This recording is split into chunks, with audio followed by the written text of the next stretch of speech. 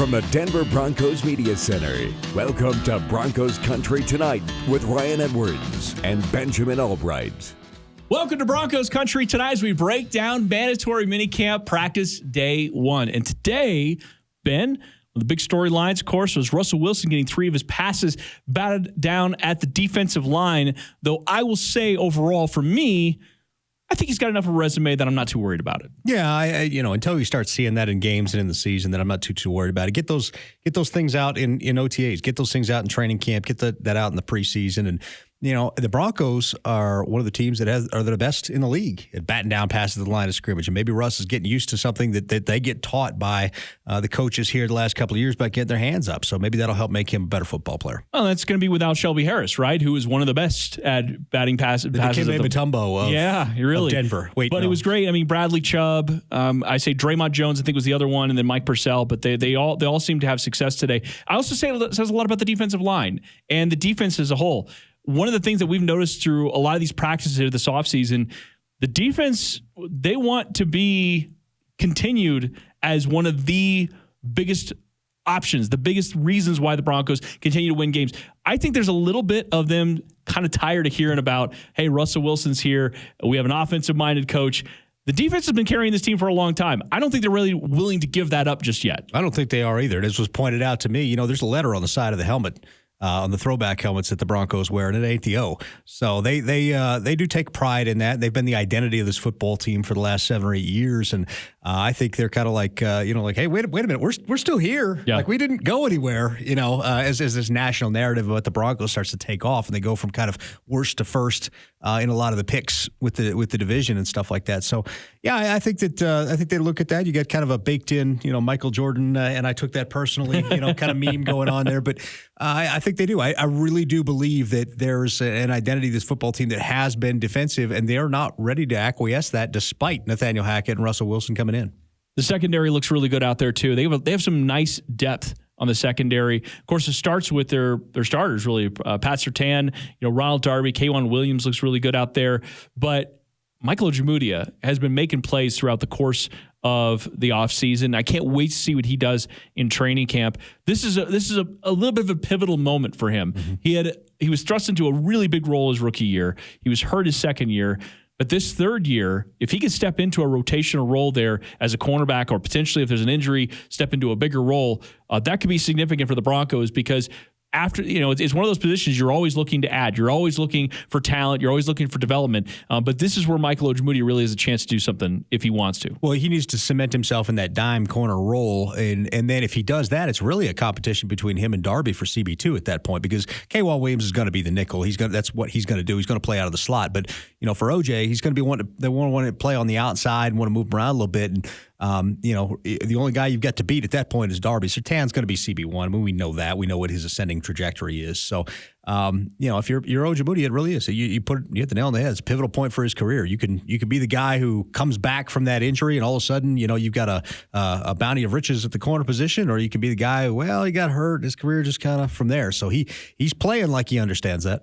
We saw a lot of practice in red zone today, and one of the things that jumps out to me as the Broncos on the offensive side, they're working on this, is they do have some options. And I think that the way most defenses are going to look at the Broncos, you can correct me if I'm wrong, the function will be to slow down the elite talent wide receivers that the Broncos have out there, which might leave opportunities like it did today for guys like Allbright to really eat.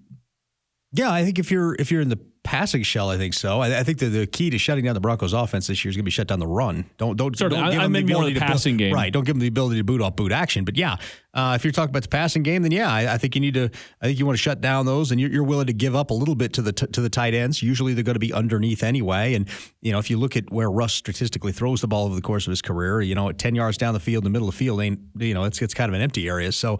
I think that if you're an opposing defense, you kind of look at this and say, okay, we'll give them that because that's acceptable to us. We'll give them the underneath, and we're going to take everything else away, and that's kind of how you have to defend it.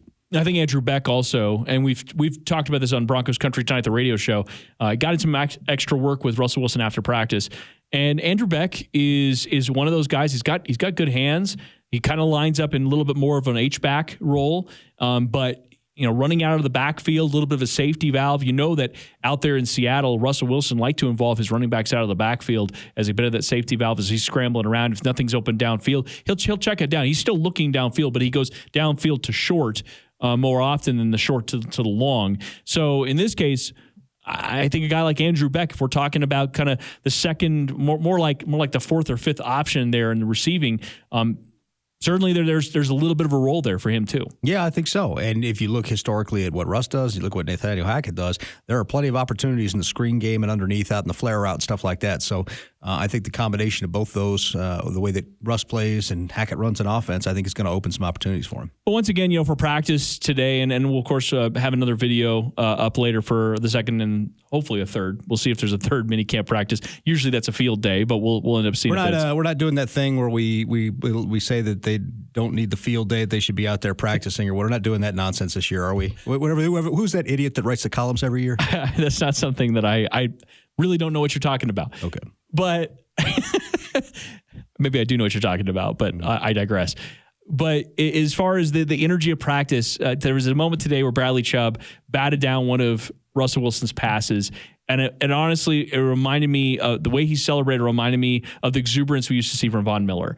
And Bradley Chubb has been, he's been battling injuries over the last several years. This is the first time in a long time for him. He's come into the season healthy and ready to go. And he's playing starter snaps out there during practice. But to see him out there celebrating with the guys, reminded me of when Von Miller had a sack during training camp several years ago, where he had the sack and he ran right into the locker room. He was just sort of like a walk-off kind of thing. Today, Bradley Chubb out there had a batted pass down on third down in the red zone, and it honestly reminded me a lot of how much fun football can be for these guys. Yeah, and we've commented on that, kind of that energy. These guys are learning to have fun playing football again. Last couple of years have been kind of a grind. And so they're kind of rediscovering having fun playing football. I hope that translates on the field. I hope that produces better on-field results and that guys are better for it. But I think that I don't know. Like, part of me is like, yeah, they're out there having fun again. The part of me is like, you know what? Be stone cold. Act like it doesn't matter. Yeah. The intensity of practice, though, they're having fun, but there's some intense moments when they're doing some of their passing drill stuff. Where, again, one of the things I love about this drill is everybody running a route gets a ball. Like there's right. A pass to every receiver when they go out for a route. A pass goes to them from one of the three quarterbacks or maybe one of the trainers. They're all getting a pass thrown to them, and so there was some intense, like, competitive. Hey, we're gonna throw it to this specific spot, and if you're not there, it's gonna be very glaring that you did the wrong thing. Right, and no wasted reps. Right, that's right. I think that's a good thing. I do think that's something they haven't done the last couple of years. I mean, and not just with getting everybody the ball, practicing throwing the ball out of bounds or whatever other oddities they were doing, but.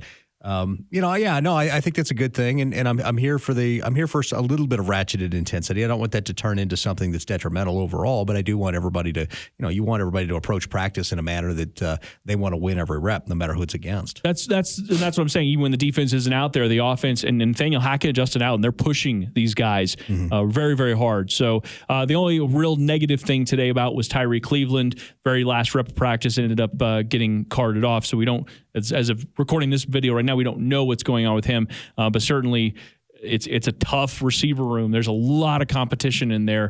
The Broncos drafted another wide receiver in Montreal, Washington. They're, of course, also there's guys like Seth Williams there. They brought in Tyler Fulgham, or not Tyler Fulgham, Travis Fulgham.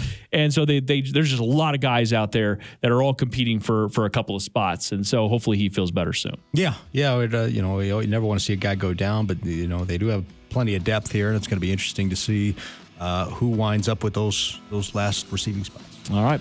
For Benjamin Allbright, I'm Ryan Edwards. Thanks for watching Broncos Country Tonight.